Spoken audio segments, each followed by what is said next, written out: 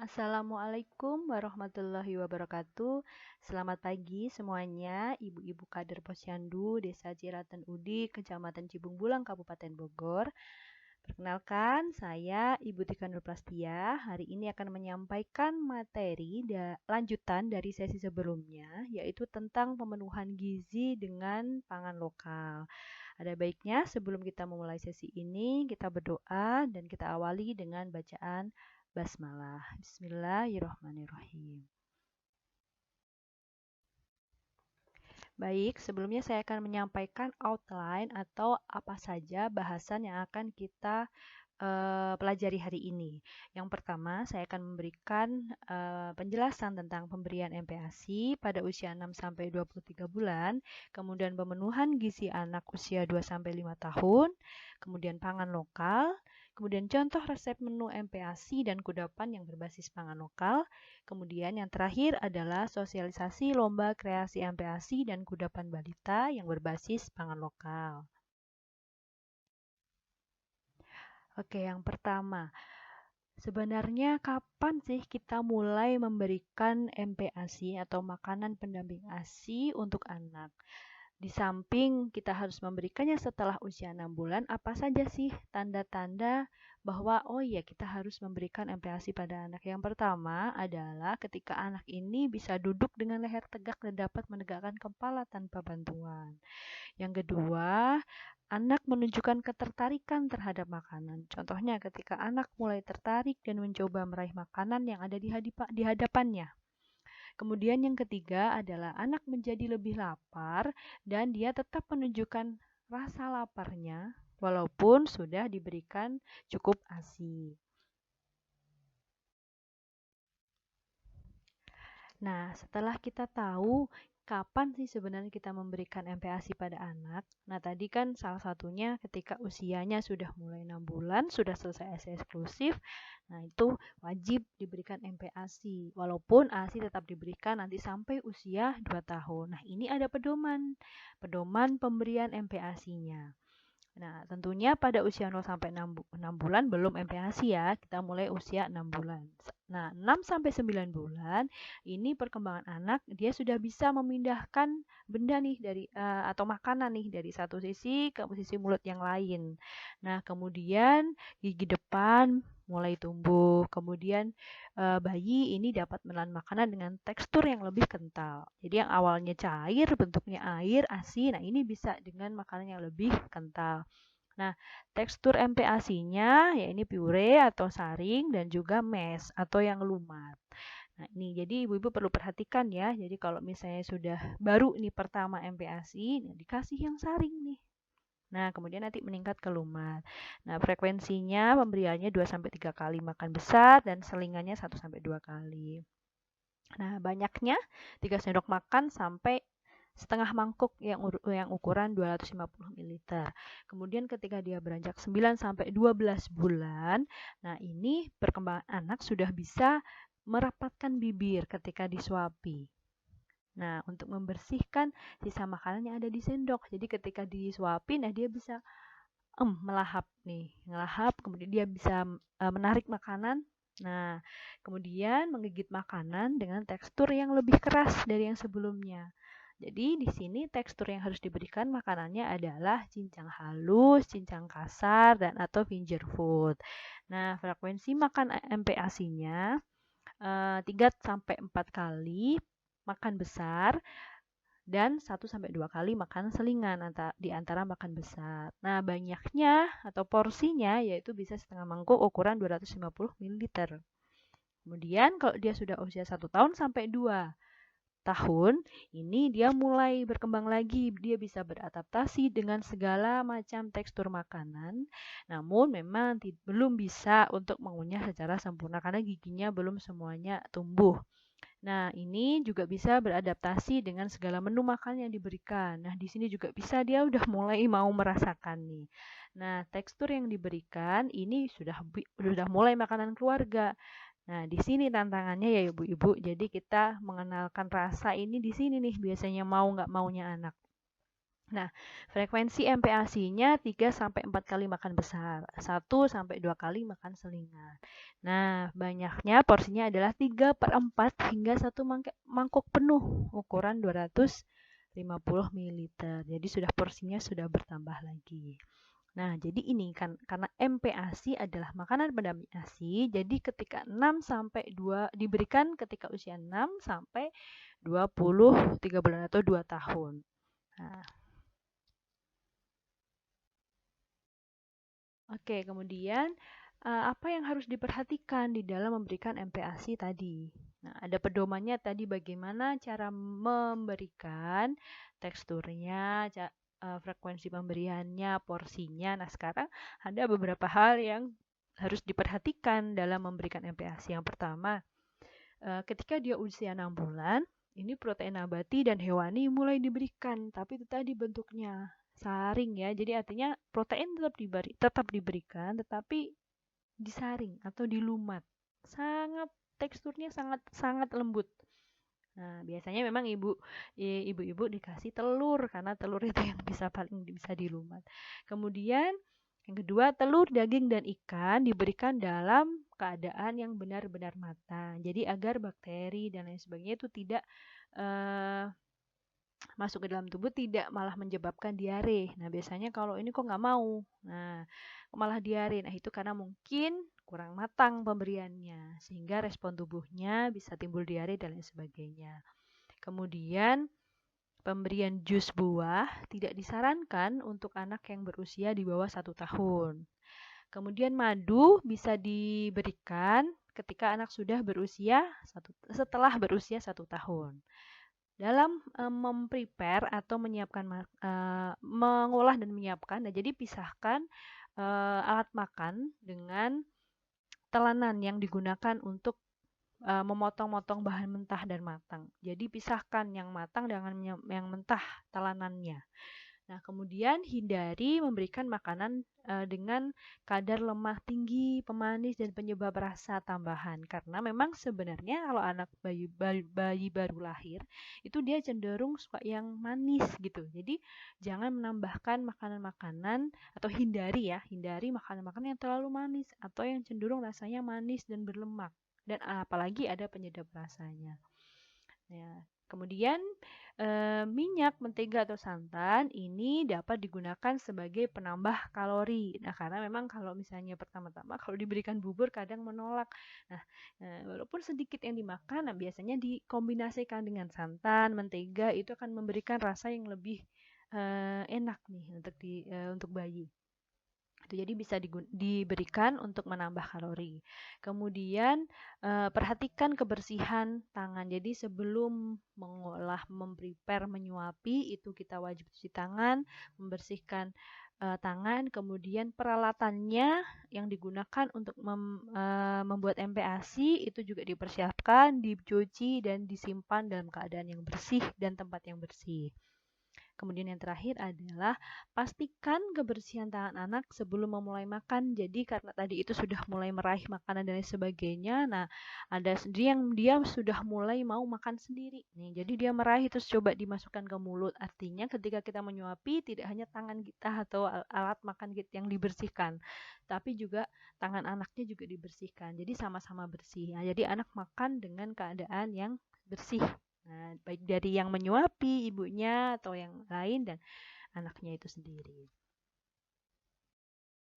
Oke, selanjutnya pangan lokal. Nah, kita akan pelajari apa itu pangan lokal, nah pengertiannya. Kemudian kita akan melihat jenis-jenisnya. Apa saja sih pangan-pangan lokal yang bisa kita temui nih contoh-contohnya. Nah, kita lihat slide berikut ya.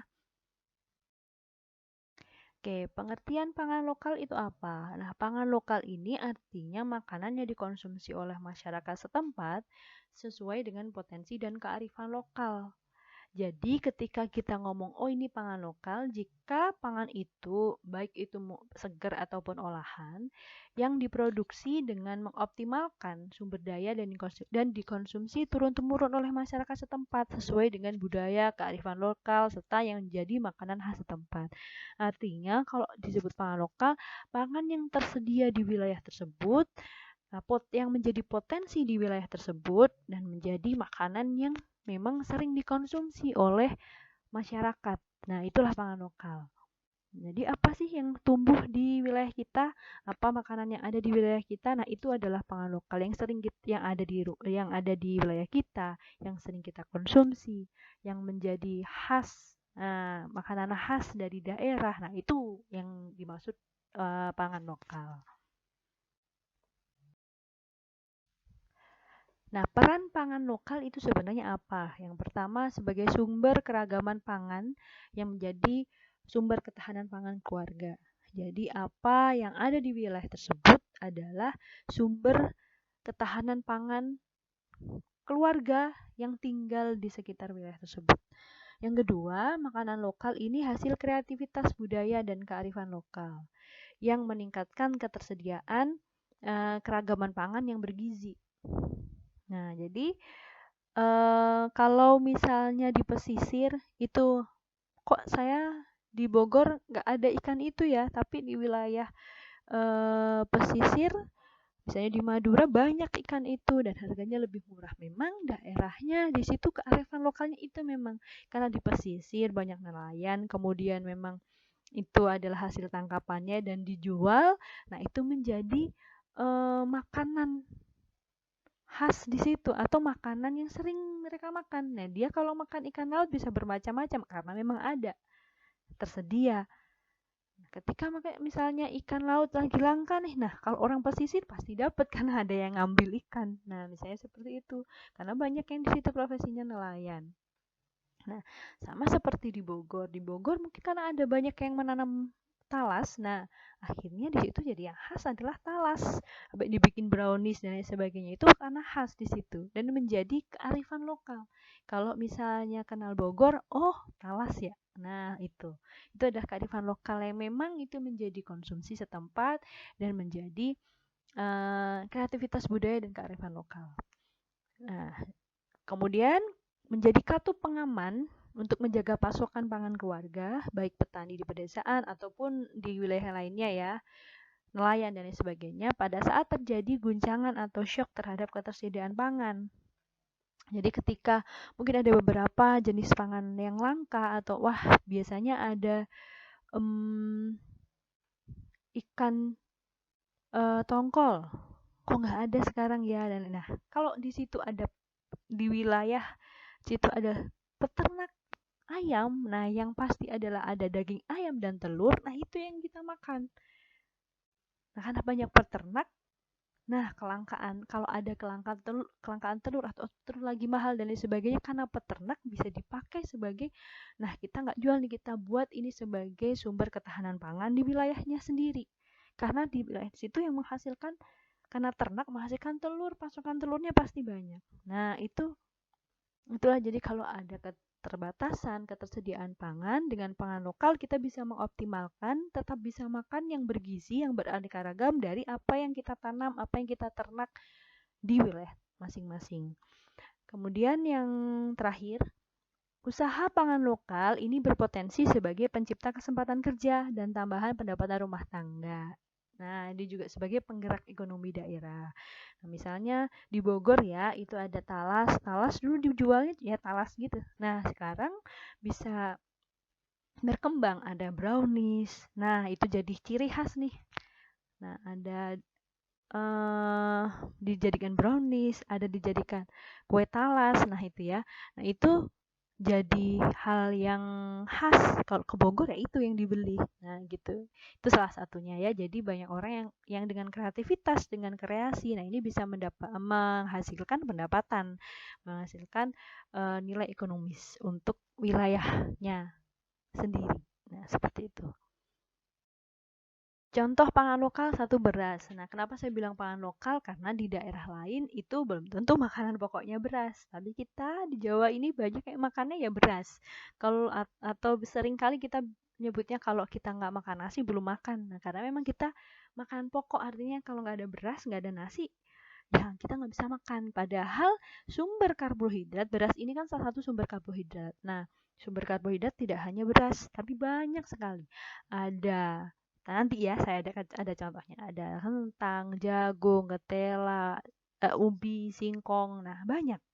Nah, memang beras ini karena makanan pokok kita, jadi ibaratnya kalau tidak ada beras kita nggak bisa makan. Nah, kan tunjukkan nanti beberapa sumber karbohidrat lain yang bisa kita manfaatkan ketika nanti suatu saat memang misalnya beras lagi nggak ada atau beras lagi mahal dan lain sebagainya.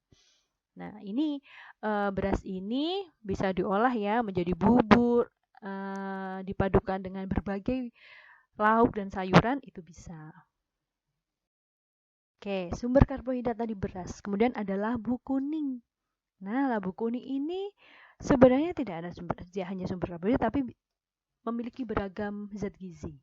Nah, labu kuning yang matang ini dapat langsung diolah sih sebenarnya dengan cara dihaluskan, kemudian bisa di blender atau diparut, kemudian direbus dengan air, dicampur dengan berbagai bahan yang lain, bisa sayuran, bisa lauk-laukan ya, itu bisa dicampur dengan labu kuning, diolah bisa jadi snack, kudapan, MPASI dan lain sebagainya. Nah, labu kuning ini juga memiliki daya cerna yang tinggi sehingga penyerapan gizi dalam tubuh itu bisa optimal. Nah, ini ya yang belum mungkin ibu-ibu belum ada yang tahu. Terus kemudian labu kuning ini juga warnanya menarik, kuningnya. Nah, menarik. Jadi kalau diberikan kepada balita ini bisa menarik karena kalau balita itu kan kalau misalnya lihat ini kan tertarik dengan makanan kok warnanya dia senang warna cerah-cerah. Nah, ini labu kuning juga warnanya bisa menarik perhatian balita. Nah, ini khasnya Kota Bogor atau khasnya Kota Kabupaten Bogor ya, talas. Nah, talas ini adalah salah satu bahan pangan lokal dan khas di Bogor. Nah, ini pasti semua udah kenal. Nah, talas ini memiliki potensi yang dapat digunakan sebagai bahan baku makanan karena dia memiliki kandungan pati yang tinggi dan mudah dicerna. Nah, ini talas ini juga salah satu sumber karbohidrat selain tadi beras dan labu kuning. Ini salah satunya juga talas. Oke, selanjutnya adalah ubi, ubi jalar ya yang warnanya ungu ataupun yang kuning nih ya. Ini ubi. Nah, ubi ini juga sumber karbohidrat dan dia mengandung di dalamnya ada beta karoten yang tinggi sehingga bisa menjadi sumber vitamin juga. Jadi selain karbohidrat di sini beta karotennya tinggi, sumber vitamin juga.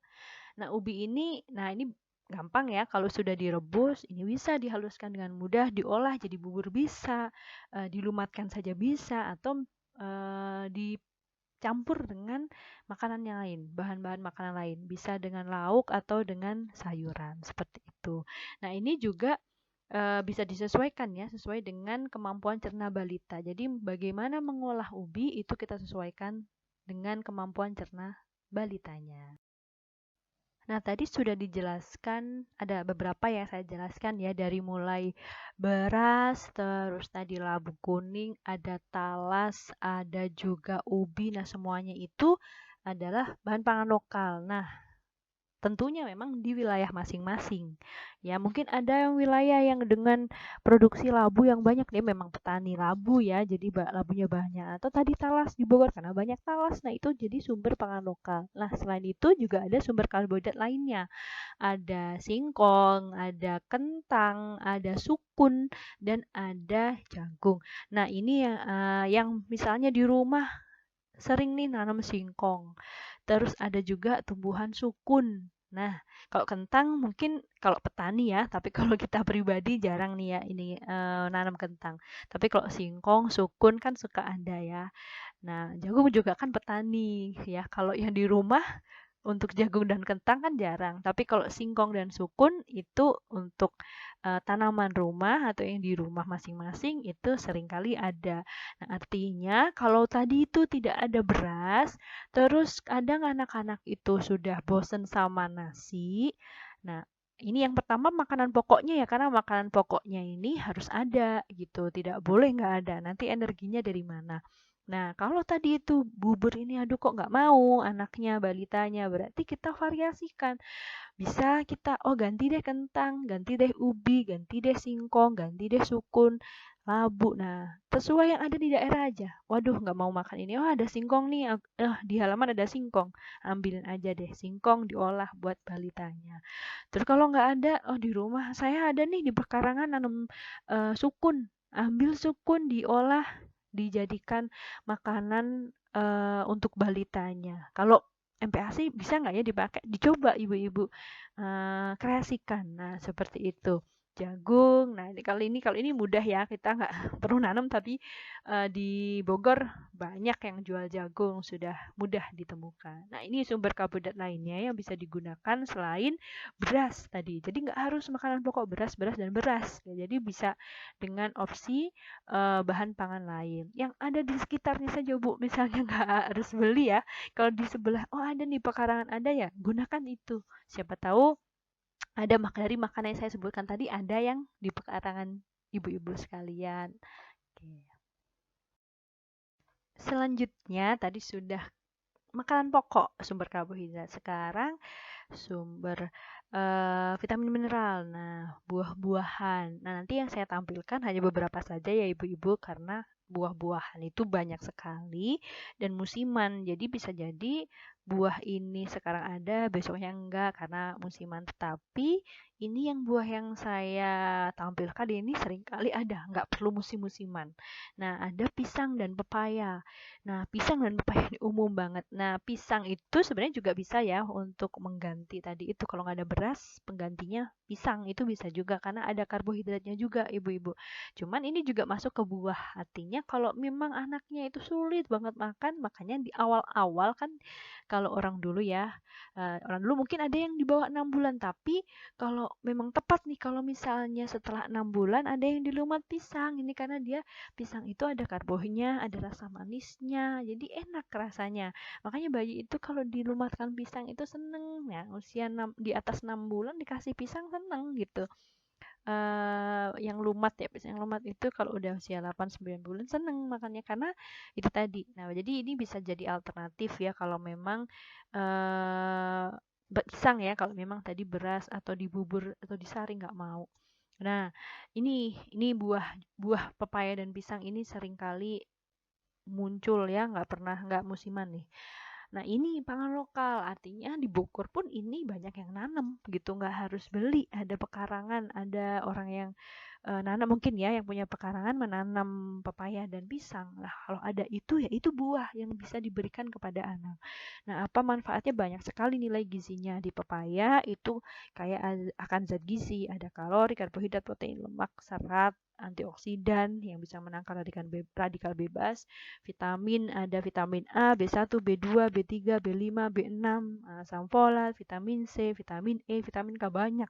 Nah, banyak ya vitamin dan mineralnya terutama banyak sekali pada buah pepaya.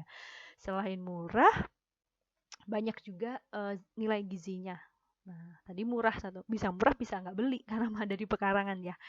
Sama pisang juga bisa dia murah dan bisa aja nggak beli ini karena di pekarangan ada. Nah, ini yang mudah sekali ditemukan baik pisang ataupun pepaya. Nah, ini kalau pisang bisa kan di berbagai macam ya, bisa langsung dimakan, dikukus, direbus, digoreng. Nah, buah pisang ini manfaatnya juga banyak, nilai gizinya. Selain dia mengandung karbohidrat, dia juga mengandung serat, vitamin A, C, B6, dan juga untuk meningkatkan kekebalan tubuh dan melawan infeksi. Nah, jadi dua buah ini bagus untuk diberikan kepada balita. Selain tadi itu pisang dan pepaya, nah ini kita juga ada tomat. Nah, tomat ini juga gampang dicarinya ya. Nah, tomat ini juga mengandung nilai gizi yang banyak nilai gizinya. Ada antioksidan, menangkal radikal bebas, ada beta karoten, ada vitamin C, flavonoid, vitamin E. Nah, ini di tomat ini ada beta karoten yang dimana dia berwarna merah. Dia meningkatkan daya tarik sama tadi kayak labu ya. Tomat ini karena warnanya merah, cerah, ngejreng. Nah, itu dia punya daya tarik. Nah, dan dia jarang bisa berubah warnanya itu nggak mudah berubah. Nah, jadi ketika diolah dengan makanan, dicampur dengan bahan makanan lain, nah ini bisa menambah daya tarik, bisa menambah warna dan daya tarik dari makanan sehingga balita itu lebih seneng. Nah, karena lebih seneng tuh warnanya kok bagus, dia mau makan, tertarik dengan warnanya, akhirnya dia mau coba makan. Nah itu. Nah, buah tomat juga seringkali bisa melengkapi keanekaragaman dari kandungan zat gizi yang diperlukan.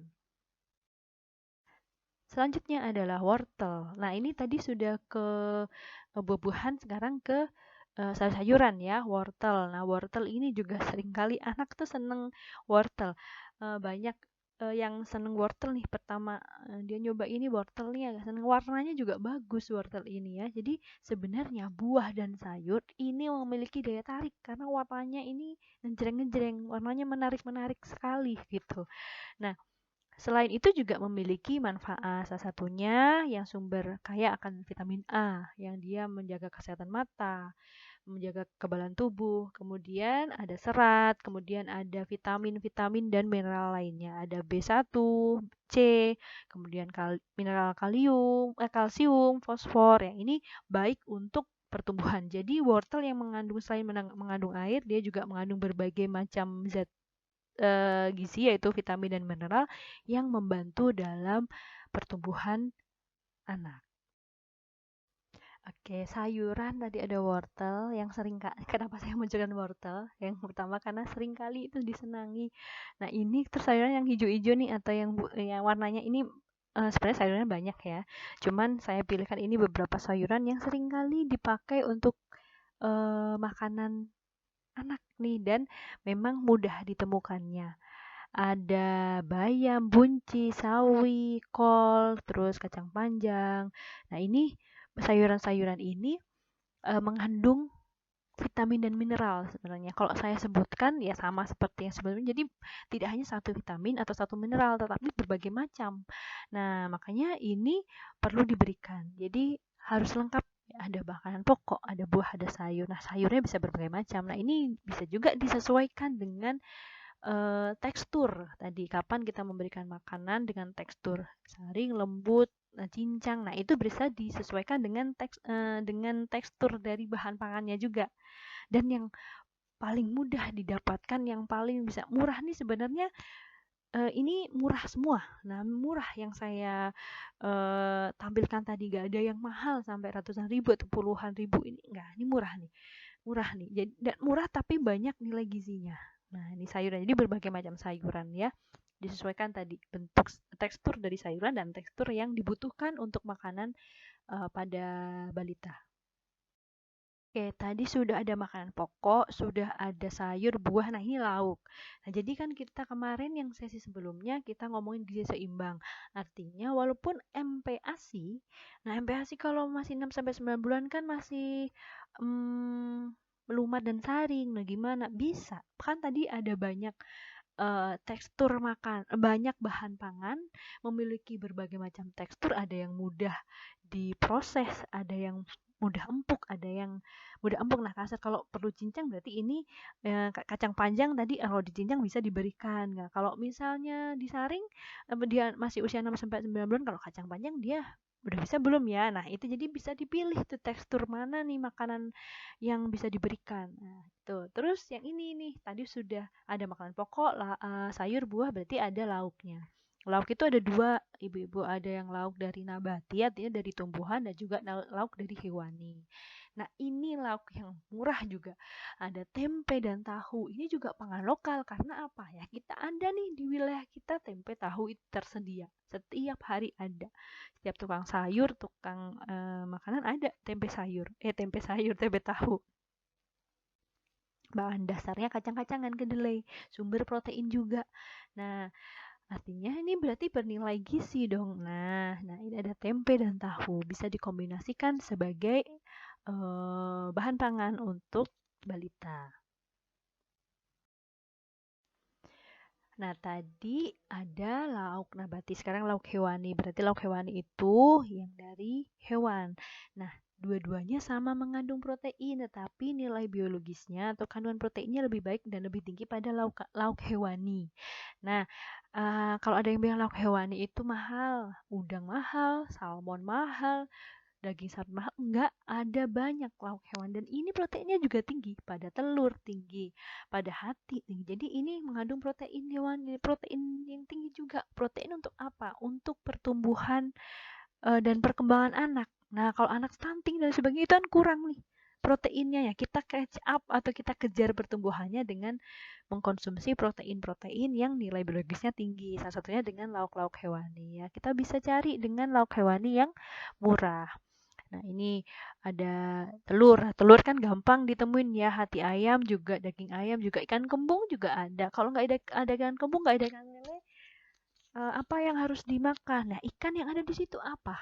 Nah, kasih aja ikan yang ada di situ terus harganya terjangkau apa ya? Nah, itu bisa diberikan kepada anak. Yang penting memang itu tadi tidak ada alergi ya. Kita juga bisa deteksi itu tadi alergi apa yang dia punya. Nah, itu kita harus deteksi. Jadi kita tidak berikan. Nah, ini juga disesuaikan, harus diselang-seling ya. Jadi kalau jangan diberikan lauk cuman tahu tempe, tetapi juga selingi dengan lauk hewani yang terjangkau, yang bisa dikonsumsi, yang ada di daerah setempat. Seperti itu.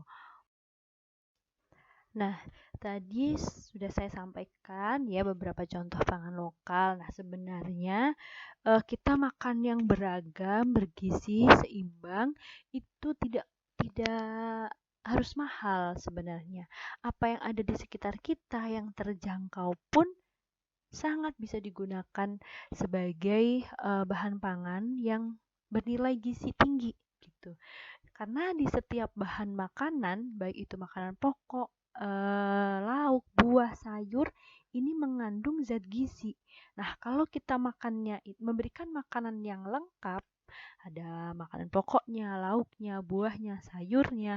Nah, itu artinya kebutuhan gizi pada si anak itu akan terpenuhi secara lengkap, komplit karena kita makannya beraneka ragam sehingga saling melengkapi. Nah, saling melengkapi makanan satu dengan yang lain itu saling dilengkapi dengan makanan yang kita makan beragam tadi. Nah, seperti itu. Jadi akan membantu pertumbuhan dan perkembangan anak. Jadi lebih baik pertumbuhan dan perkembangannya. Ini bisa nanti ibu-ibu bisa mengedukasi ini kepada ibu-ibu balita ketika posyandu di meja konseling. Itu tadi, kalau ada mungkin yang gizi buruk atau kok berat badannya kurang turun terus atau enggak naik, pertambahan tinggi badannya kurang. Nah, itu bisa tadi apa yang dimakan, kemudian cobalah diberikan edukasi kalau ini makanan yang terjangkau pun itu bahaya pun, nah itu nilai gizinya tinggi, artinya kita bisa mengkombinasikan, memvariasikan makanan yang beraneka ragam itu tadi dan komplit tadi itu kepada balita. Jangan sampai lupa, jangan sampai hanya diberikan nggak mau makan, maunya makan bakso aja. Nggak apa-apa bakso kita kasih misalnya, tapi kita lihat juga bakso ya, bukan bakso yang banyak tepungnya ya atau pati atau apa bukan yang aci ya, ini memang bakso daging. Nah, misalnya seperti itu boleh, tapi dikombinasikan. Anak sering makan nasi bakso misalnya ya, dikombinasikan dia senang nasi bakso, berarti ditambahkan sayurnya dong, wortelnya apa yang dia suka nih. Makanya penting untuk mengenalkan berbagai macam jenis makanan pada anak, bahan pangan pada anak mulai dari dia sudah diberikan MPASI. Untuk apa? Untuk mengenalkan rasa. Nah, memang mengenalkan rasa itu perlu usaha karena belum tentu tadi itu ada yang warna menarik tapi kok rasanya nggak enak. Nah, ada seperti itu. Mungkin karena itu tadi bayi itu cenderung dia menyukai rasa yang manis. Jadi kalau ada yang tawar, sayur kan ada yang rasanya totalnya kan rata-rata tawar ya, beda dengan buah ada manisnya. Nah, jadi dia mengenali rasa. Jadi ketika MPASI mulai diberikan, itu berikan MPASI yang bervariasi. Nah, yang bervariasi, yang beraneka jenis. Kalau nggak mau bagaimana? Cobakan lagi. Nah, karena kalau kita kenalan nggak cuma sekali, kenalan itu berkali-kali. Artinya kalau misalnya sudah berkali-kali tak kenal maka tak sayang. Jadi kalau dia pertama kali kenal ya masih asing. Tapi kalau berkali-kali dia jadi sayang. Artinya dia jadi mau tuh makan bermacam-macam. Nah, jadi nanti makanya enak tuh lebih lebih gampang nanti kalau udah gede dia makan apa saja dilahap karena dia sudah mengenal rasa dari kecil. Nah, artinya itu harus mungkin nanti banyak ya mungkin yang ibu-ibu kader yang dapat keluhan dari ibu balita kalau makannya susah dan sebagainya, nggak mau itu nggak mau, dikenalkan terus menerus, telaten, yang penting dia nggak ada respon alergi, nggak apa-apa, dikenalkan terus menerus, nggak terus menerus itu nggak tiap hari. Ini anak saya pengen biar mau wortel tiap hari saya kasih wortel, nggak juga ya, nggak seperti itu ya ibu. Jadi dikasih jeda. Nah, jadi kalau hari ini dia wortel nggak mau ya besok jangan wortel ya. Mungkin 3-4 hari dikasih lagi atau minggu depannya kasih lagi gitu. Jadi biar dia mengenal lama kenal gitu. Kalau lama kenal dia jadi mau. Jadi itu yang penting. Nah, itu ya yang saya tekankan. Jadi makanan itu harus beragam. Nah, tinggal itu tadi, telaten dan pintar mengolahnya. Pintar melihat tekstur-tekstur dari bahan-bahan. Ini mudah dilumat. Kalau memang kita memerlukan tekstur lumat, mana bahan makanan yang mudah dilumatkan. Nah, ini anak udah bisa gigit nih. Nah, berarti udah bisa saya kasih tekstur yang lebih padat. Nah, kalau dia udah bisa gigit, itu adalah rangsang juga motor dia untuk menggigit, dan itu dikasih. Makanya tadi itu kenapa harus cincang, karena itu melatih motoriknya juga. Nah, gitu. Jadi itu harus pintar-pintar untuk menyesuaikan dengan yang dibutuhkan, teksturnya seperti apa, bahan pangannya yang pas dengan tekstur yang diperlukan seperti apa. Nah, akan lebih gampang lagi ketika anak itu sudah mulai makan makanan keluarga. Nah, berarti dikenalkan berbagai macam tekstur, dikenalkan berbagai macam rasa, dikenalkan berbagai macam bentuk makanan. Itu tadi ya. Nah, ini saya akan memberikan contoh-contoh resep menu MPASI dan kudapan yang berbasis pangan lokal. Nah, kalau tadi makanan lengkap, kalau udah MPASI dan kudapan ini berarti kan untuk makanan, kalau MPASI untuk pendamping ASI ya, tapi kalau kudapan berarti untuk selingannya. Jadi mungkin Anda nggak mau makan dan lain sebagainya, selingannya jangan snack yang pengawet, ciki-ciki, bukan, jangan sebut merek ya, apa namanya, makan makanan yang makanan ringan. Nah, itu jangan seperti itu, karena kadang kalau begitu nilai gizinya tuh nggak ada nilai gizinya apa yang dia dapat.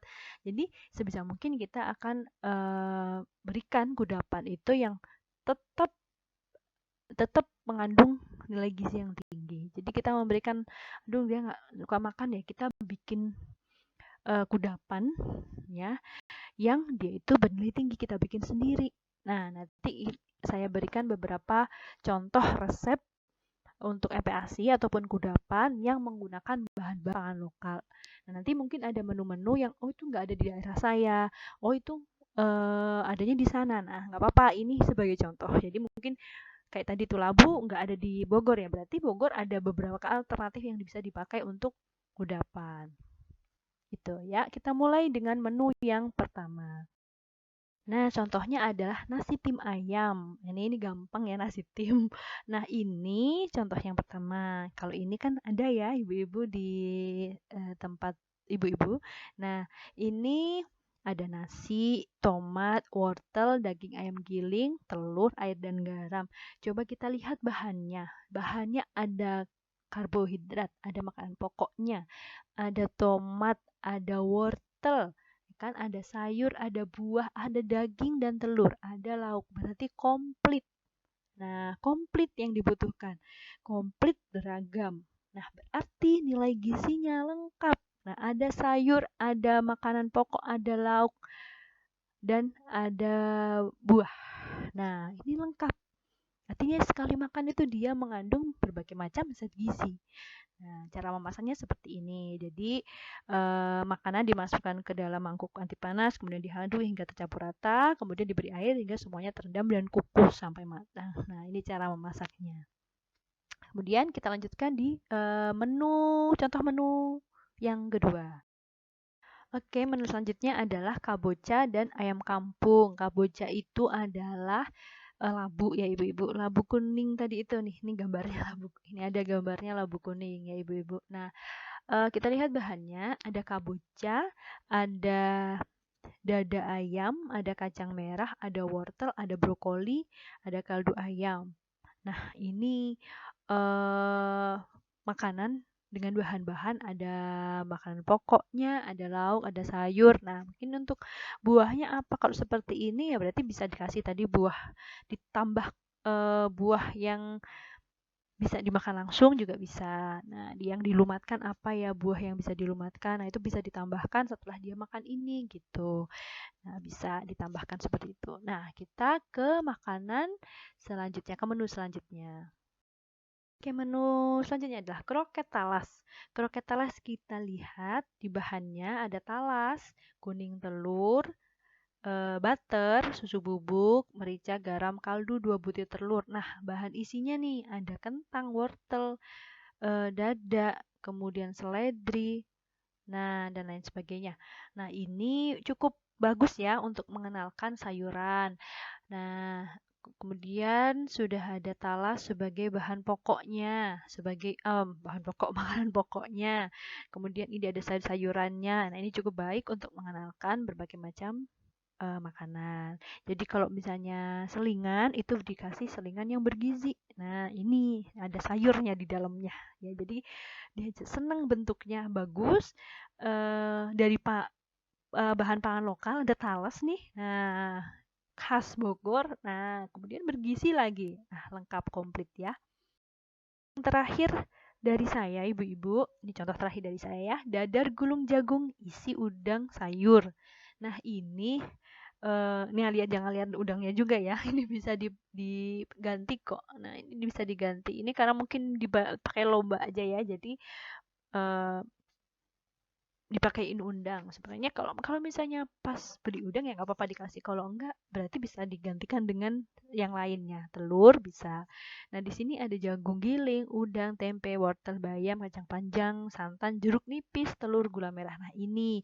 Nah, di sini ada jagung. Udah oke ya. Jagung bisa sebagai tadi pengganti beras. Jadi kalau anak, aduh kok nggak mau ya dikasih makan hari ini, eh ya udah deh Kak, saya kasih kudapan. Kudapannya ini ada jagungnya, ada eh sayurnya, ada apa namanya ini, jeruk nipis sebagai buahnya. Nah, ini di sini bergizi nih, ada berbagai macam sayuran yang ada di sini kemudian ditambah jeruk nipis. Nah, ini rasanya enak lagi, bentuknya juga menarik. Jadi ini bisa kalau nanti jadi kudapan anak-anak mau makan gitu diharapkannya karena bentuknya menarik, kemudian nah kita mengenalkan rasanya dari isi-isiannya ini tadi. Nah, tadi sudah saya bagikan jenis-jenis pangan lokal itu apa saja, kapan mulai diberikan MPASI, sampai contoh menu-menu MPASI dan kudapan yang menarik namun bergizi, kayak kan zat gizi. Nah, bagus diberikan untuk balita. Nah, kalau sudah ada ilmunya, sudah tahu, berarti kita harus praktekkan gitu ibu-ibu. Nah, prakteknya itu kalau misalnya, aduh praktek, ibu praktek aja di rumah sendiri itu kurang seru. Jadinya saya kasih wadah nih untuk praktek yaitu dengan lomba. Nah, lombanya ini gratis, tapi dapat hadiah ibu-ibu. Nah, nama lombanya adalah Lomba Kreasi MPASI dan Kudapan Balita yang berbasis pangan lokal. Nah, jadi ibu-ibu boleh mengikuti lomba ini secara berkelompok. Nah, minimal satu posyandu, ada yang mewakili minimal satu posyandu satu kelompok. Nah, kalau mau satu posyandu lebih dari satu kelompok juga lebih bagus gitu. Kita coba praktekkan bersama-sama. Tapi saya harapkan satu posyandu minimal satu kelompok ya yang untuk diajukan untuk praktek ini agar semuanya ini bisa berkreasi dengan pangan lokal yang ada di daerah masing-masing. Nah, eh, untuk lomba ini itu nanti dijelaskan secara lengkap rincinya oleh Mbak Rapika. Nanti juga kalau memang perlu saya jelaskan akan saya tuliskan di WA grup kita. Jadi nanti silahkan untuk ibu-ibu yang berminat mengikuti. Nah, karena ini praktek jadi harus berminat ya Bu. Nah, ini nanti bisa mengirimkan format pendaftarannya kepada Mbak Rapika dengan ketentuan-ketentuan lombanya. Nah, ini jadi bisa ibu-ibu memilih salah satu ya. Jadi misalnya kelompok saya maunya bikin MPASI. Nggak apa-apa, jadi nggak harus bikin dua, MPASI dan kudapan, tapi bisa MPASI aja atau kudapan saja. Kalau MPASI berarti usia 9 sampai 24 bulan ya. Kalau untuk kudapan, ini kenapa 9? Karena kalau saring dan lumet, kalau saring ini kan nggak variasi ya, jadi saya 9 dari 9 bulan aja biar banyak variasinya. Nah, kemudian kudapan. Kudapan ini yang usianya dari di atas 2 tahun, 2 tahun lebih ya. Nah, ini kudapan. Nah, silahkan ibu-ibu memilih salah satu ya. Bisa MPASI atau bisa kudapan. Sesuai dengan tadi umurnya ya, diperhatikan tekstur dan lain sebagainya. Nah, untuk lomba nanti akan dijelaskan lebih lanjut oleh Mbak Rapika di grup WhatsApp kita ya, ibu-ibu. Oke, baik Ibu-ibu, semoga apa yang saya sampaikan hari ini itu membawa banyak manfaat untuk ibu-ibu semua. Nanti ketika posyandu, ibu-ibu bisa mengedukasi kepada warganya, sasarannya, ibu-ibu balitanya, atau bahkan ibu hamil ya untuk mempersiapkan nanti bagaimana memberikan pemenuhan makanan yang baik dan bergizi untuk anaknya. Boleh nanti silahkan nanti ibu-ibu menjadi penerus untuk memberikan informasi yang sudah saya berikan dan Bu Rahma nanti berikan kepada ibu-ibu balita atau kepada masyarakat yang ada di Desa Cilatan Udik. Nah, semoga nanti ibu-ibu bisa mengambil manfaat dari apa yang saya sampaikan. Kemudian ibu-ibu antusias dalam praktek ya. Oke, ibu-ibu mari kita praktek bersama. Nah, kita berkompetisi dalam lomba. Nah, sebenarnya untuk lomba ini buat seru-seruan nih ibu. Jadi saya bikin pemenang itu bukan nanti menunjukkan hebat nggak hebat, tapi biar ada semangatnya aja. Nah, gitu. Semua yang ikut dalam lomba ini semuanya juga belajar. Artinya kalau sudah belajar berarti sudah lebih baik langkahnya seperti itu. Oke, baik ibu-ibu. Selamat berkompetisi dalam lomba. Silahkan nanti bisa mendaftarkan ke Mbak Rapika. Nah, semoga ibu-ibu sukses. Oh ya, satu lagi. Untuk lombanya itu saya batasi tadi ya, 30.000. Kenapa? Karena pangan lokal. Jadi tadi itu kita menciptakan suatu menu yang terjangkau dengan bahan pangan yang terjangkau tapi bergizi. Nah, gimana nih? Aduh, saya menunggunya nggak sabar nih ibu-ibu. Jadi saya tunggu ibu-ibu daftar ke Barapika untuk berkompetisi dalam lomba. Selamat berkompetisi ibu-ibu, semoga sehat selalu. Sampai bertemu lagi di pertemuan selanjutnya. Dan mungkin kita bisa lanjutkan diskusinya di WhatsApp grup ya Bu. Saya akhiri untuk penyampaian materi di sesi yang kedua ini. Terima kasih. Saya akhiri dengan bacaan hamdalah. Alhamdulillahirabbil alamin. Wassalamualaikum warahmatullahi wabarakatuh. Terima kasih ibu-ibu semua.